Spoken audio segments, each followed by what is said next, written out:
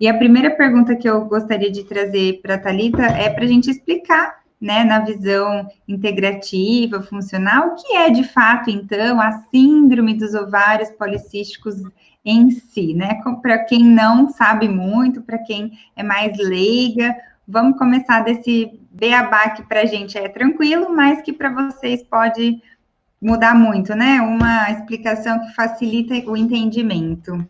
Isso.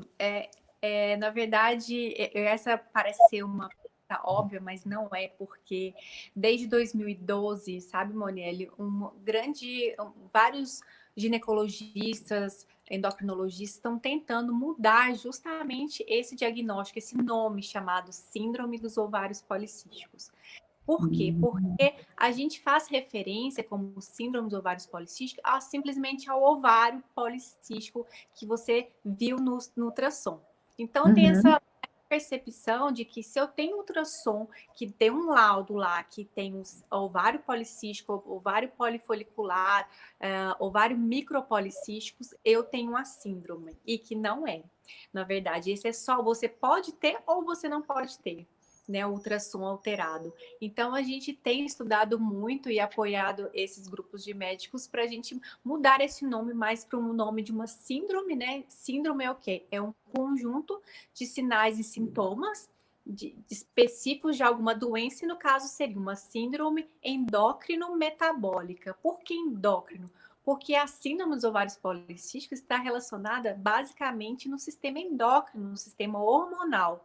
E metabólico, porque essa alteração, essas variações, elas são metabólicas, elas são do corpo inteiro. Então, a síndrome dos ovários policísticos, ela é muito integrativa, ela atinge todas as funções do seu corpo, todas, desde aspectos físicos, emocionais, enfim, do que simplesmente colocar como se a culpa toda fosse do ovário, em que a partir do momento que você faz algum tratamento ou usa alguma coisa que aquele ovário limpou, por exemplo, um anticoncepcional que você usa e aquele aspecto policístico desaparece, tem uma falsa sensação de que você foi tratada dessa síndrome. E aí, quando você tira esse anticoncepcional, que até então era considerado como tratamento, volta tudo de novo.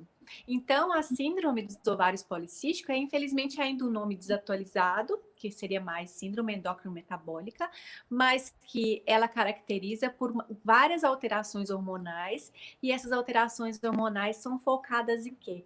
No estado de aumento dos hormônios andrógenos, hormônios masculinos. Esses hormônios masculinos, eles podem nos apresentar, então, como características físicas, por exemplo, você pode ter excesso de pele, de pelos no rosto, né? Você pode ter acne, você pode ter muito pelos nas outras partes masculinas, você pode ter nos próprios exames laboratoriais, a gente pode pesquisar excesso de testosterona, excesso de estrogênio, excesso de DHT, androstenediona, que são hormônios masculinos. Você pode ter também excesso do hormônio da insulina, que é a principal alteração que a gente vê na síndrome dos ovários policísticos, esse hormônio em excesso, a insulina.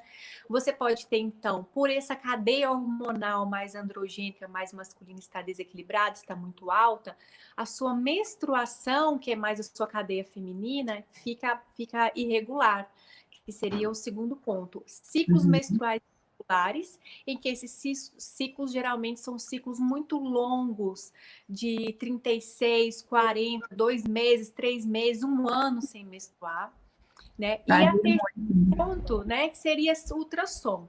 Então, a gente, só para resumir, a gente teria uma disfunção metabólica, tanto laboratorial nos exames, quanto nos aspectos físicos, baseados nesses hormônios androgênicos, principalmente a insulina.